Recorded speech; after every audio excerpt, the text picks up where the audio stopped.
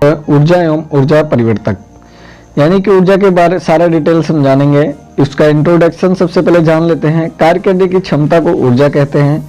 यदि कोई मशीन कार्य करने की क्षमता रखती है तो उसमें विभिन्न प्रकार की ऊर्जा होती है, जैसे यांत्रिक ऊर्जा, गतिज ऊर्जा, ऊष्मा ऊर्जा, चुंबक ऊर्जा, विद्युत ऊर्जा, स्थित ऊर्जा आदि कई प्रकार की ऊर्जा होती है। और ऊर्जा की जो इकाई होती है, इकाई वही होती है जो कार्य की होती है, यानी कि जूल ऊर्जा की इकाई होती है। ऊर्जा का संरक्षण नियम, ऊर्जा के संरक्षण के सिद्धांत के अनुसार या नियम के अनुसार हम कह सकते हैं ऊर्जा को उत्पन्न या नष्ट नहीं किया जा सकता है, यह एक रूप से दूसरे रूप में परिवर्तित की जा सकती है। अतः संसार के संपूर्ण ऊर्जा का परिणाम स्थिर रहता है। यह ऊर्जा संरक्षण का सिद्धांत कहलाता है। ठीक है, ऊर्जा के कौन से रूप हैं, उसके एक दो रूप के बारे में मैं डिस्कस कर लेता हूं। जैसे दिया हुआ फॉर्म्स ऑफ एनर्जी, यानी कि उसके कौन से रूप है। जैसे कि मैं पहला लिया हूं गतिज ऊर्जा। गतिज ऊर्जा क्या है? किसी भी वस्तु में उसकी गति के कारण ऊर्जा को गतिज ऊर्जा ही कहते हैं। यानी कि गतिज ऊर्जा बराबर होता है 1/2 गुणे द्रव्यमान गुणे वेग स्क्वायर। ठीक है, यानी कि के हम प्रदर्शित करते हैं के से 1/2 mv स्क्वायर। ठीक है, m जहां द्रव्यमान है, वस्तु का द्रव्यमान यानी कि किलोग्राम में, वेग v बराबर होता है वस्तु का वेग यानी मीटर प्रति सेकंड में हो, और g हमारा क्या गुरुत्वीय त्वरण प्रति मीटर प्रति सेकंड। ठीक है, गतिज ऊर्जा का एक एग्जांपल मैं आपको बता दूं। गतिज ऊर्जा का एग्जांपल यानी कि किसी, मान लेते हैं गतिमान रेलगाड़ी में गतिज ऊर्जा विद्यमान होती है, क्योंकि यह किसी भी वस्तु को धकेल कर अथवा खींचकर अपनी गति के कारण कार्य कर सकती है। जैसे बहता हुआ जल, चलती हुई हवा, दौड़ती हुई वाष्प और घूमता हुआ पहिया, ये गतिज ऊर्जा के हैं। ठीक है, ये गतिज ऊर्जा के उदाहरण हैं। हमारा नेक्स्ट आता है स्थित ऊर्जा। स्थित ऊर्जा क्या होता है? वह ऊर्जा जो एक पिंड या वस्तु में अपनी स्थिति या अवस्था में कोई परिवर्तन नहीं करता है। ठीक है, यानी कि उसी अवस्था में रहता है, इसीलिए उसे क्या स्थित ऊर्जा कहते हैं। जैसे एक पिंड है जिसका द्रव्यमान m है तथा उसका भार जो है वो mg, यानी कि एक तल से ऊंचाई तक ऊपर उठाया जाता है। यानी कि मैं कोई चीज, अगर कोई वस्तु अगर मैं टेबल पे रख देता हूँ तो टेबल पे ही स्थित ऊर्जा में पड़ा रहेगा। जब तक कि उस पर कोई बल नहीं लगाया जाएगा तब तक वह स्थित ऊर्जा में पड़ा रहेगा। स्थित ऊर्जा जो होता है वो mgh यानी कि जूल में हम निकाल सकते हैं। CGS प्रणाली में इसका जो द्रव्यमान होता है ग्राम में और h जो सेंटीमीटर में। स्थित ऊर्जा को अर्ग में भी किया जा सकता है। ठीक है, इसका जो एग्जाम्पल है, ऊंचाई पर रखी वस्तु में स्थित ऊर्जा विद्यमान होते हैं, क्योंकि इसे भूतल पर गिरने दिया जाए तो वह कार्य कर सकती है। अगर जैसे कोई वस्तु हम उठाएं और जमीन ऊपर उठाएं और छोड़ दें तो जमीन पे गिरेगी, वो हमारा क्या कार्य कहलाएगी, या वो कार्य कह सकते हैं कि वो कार्य कर रही है। ठीक है, धरातल से ऊंचाई पर स्थित जल, ओवरहैंड टंकी में दबाई गई गैस, ये क्या स्थित ऊर्जा है। घड़ी की लिपटी हुई स्प्रिंग आदि स्थित ऊर्जा के उदाहरण हैं। ऊष्मा ऊर्जा परिवर्तक सहायक युक्तियां, heat energy converter helping device कौन से है ये सब भी जान लीजिए। जैसे कि दिया हुआ है उसमें ऊर्जा के परिवर्तन की कुछ युक्तियां सहायक होती हैं। यहाँ ऐसी कुछ युक्तियां के कर्म से वर्णन किया गया है। जैसे कन्वर्टर का क्या कार्य होता है? कन्वर्टर AC को DC में परिवर्तित करने वाली युक्ति है, वह कन्वर्टर कहलाती है या इन्वर्टर कहलाती है। जैसे हम देहात में इन्वर्टर कहते हैं। ठीक है, अब इसकी जो आवश्यकता होती है, आवश्यकता यानी कि नीड मीन्स होता है आवश्यकता उत्पादन, पारिश्रण एवं वितरण में सुगम होने के कारण ही संपूर्ण विश्व में AC विद्युत प्रणाली को अपनाया जाता है, परंतु अनेक अनुप्रयोगों में DC की आवश्यकता आज भी बनी हुई है। अतः कुछ स्थितियों में AC को DC में परिवर्तित करना भी आवश्यक हो गया है।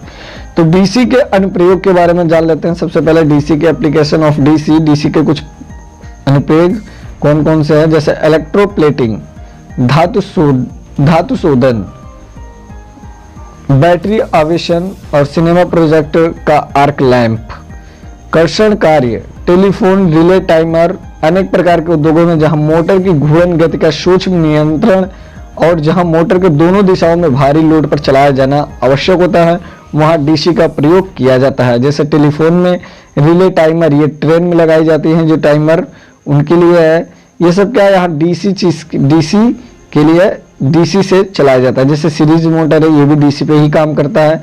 सिनेमा प्रोजेक्टर का जो आर्क लैंप होता है, ये भी क्या डीसी के प्रयोग से ही इस्तेमाल किया जाता है। उसके बाद टाइप्स यानी कि प्रकार के बारे में बात करते हैं। एसी को डीसी में परिवर्तित करने के लिए औद्योगिक क्षेत्र में कई विधियां अपनाई जाती हैं, जैसे एफजी सेट यानी कि motor generator set, rotary converter set. उसके बाद आता है metal rectifier set, mercury arc rectifier तथा सेमीकंडक्टर डायोड SCR। अब बात अगर करते हैं एमजी सेट की। एमजी सेट सबसे पहले की बात करते हैं एमजी सेट को कैसे इस्तेमाल किया जाता है ये भी देख लीजिए।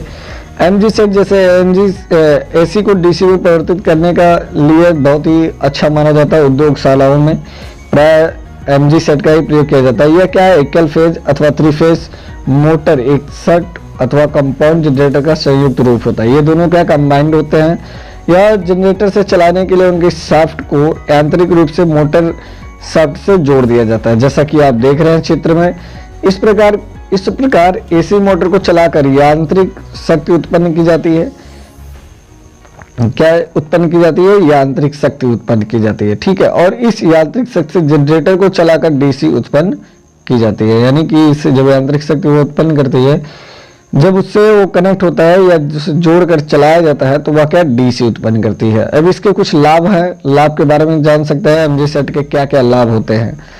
तो इसमें दिया हुआ जनरेटर से प्राप्त होने वाला डीसी वोल्टेज स्थिर रहता है और वह एसी वोल्टेज में होने वाले परिवर्तनों से लगभग निष्प्रभावी होता है, ठीक है। दूसरा क्या है, डीसी वोल्टेज को सर्किट फील्ड रेगुलेटर के द्वारा आवश्यकता अनुसार घटाया बढ़ाया जा सकता है। तीसरा क्या है, विद्युत धारा की आवश्यकता के अनुसार जनरेटर का प्रयोग किया जा सकता है और कई 100 एम्पियर विद्युत धारा प्राप्त की जा सकती है, ठीक है। हमारा चौथा क्या है, एमजी सेट के अनुरक्षण एवं दोष अन्वेषण एवं दोष निवारण प्रक्रिया सरलता से संपन्न की जा सकती है। यानी कि एमजी सेट के जो अनुरक्षण यानी कि मेंटेनेंस, जो दोष है उनके, उसके निवारण के कई प्रक्रिया सरलता से हम कर सकते हैं। एमजी सेट का प्रचालन बहुत ही सिंपल है, बहुत ही सरल है। इसके हानियां क्या हैं? एमजी सेट की कुछ हानियां भी हैं, जैसे आपको क्या करना चाहिए क्या नहीं करना चाहिए आप जानते ही होंगे। तो जब दो मशीन के प्रयोग किए जाने के कारण एक सेट का मूल्य अधिक होता है और उसका अनुरक्षण व्यय भी अधिक बैठता है, ठीक है। दूसरा, इस सेट की प्रतिशत क्षमता कम होती है। जो एमजी सेट होता है, इस सेट की जो प्रतिशत दक्षता होती है वह कम होती है।